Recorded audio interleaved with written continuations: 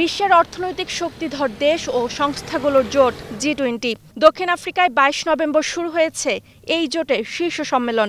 G20 জোটের শীর্ষ নেতারা এই সম্মেলনে একত্রিত হয়েছেন। তবে মার্কিন প্রেসিডেন্ট ডোনাল্ড ট্রাম্প যোগ দিচ্ছেন না এবারের সম্মেলনে।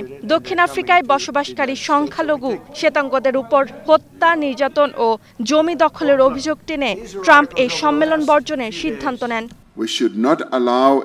যুক্তরাষ্ট্র বর্জন করলেও G20-র বাকি সদস্যরা ওয়াশিংটনের মতামত ছাড়াই খসড়া ঘোষণাপত্রে সম্মত হয়েছেন, যেখানে জলবায়ু পরিবর্তন প্রধান আলোচ্য বিষয়গুলোর একটি। তবে জলবায়ু অভিযোজন বিষয়ে যুক্তরাষ্ট্র আপত্তি তোলায় সম্মেলনে জলবায়ু বা ঋণ সহায়তা নিয়ে বলিষ্ঠ কোনো ঘোষণা আসার সম্ভাবনা কম। সবচেয়ে প্রভাবশালী সদস্য রাষ্ট্রের অনুপস্থিতি G20 ঘোষণাপত্রকে ভেস্তে দিতে পারে এমন আশঙ্কা থাকলেও বিশ্লেষকদের মতে সম্মেলনে দক্ষিণ আফ্রিকার এজেন্ডাগুলো সামনে আনার সুযোগ বাড়ল। কারণ আয়োজক দেশ হিসেবে দক্ষিণ আফ্রিকা উন্নত দেশগুলোর অর্থনৈতিক অসমতা, ঋণ অনুদান, জলবায়ু পরিবর্তন ও উন্নয়ন সংক্রান্ত বিষয় তুলে ধরছে।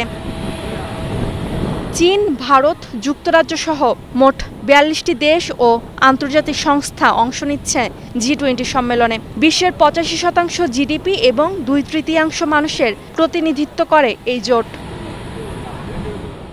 Roksana Rimi, star news.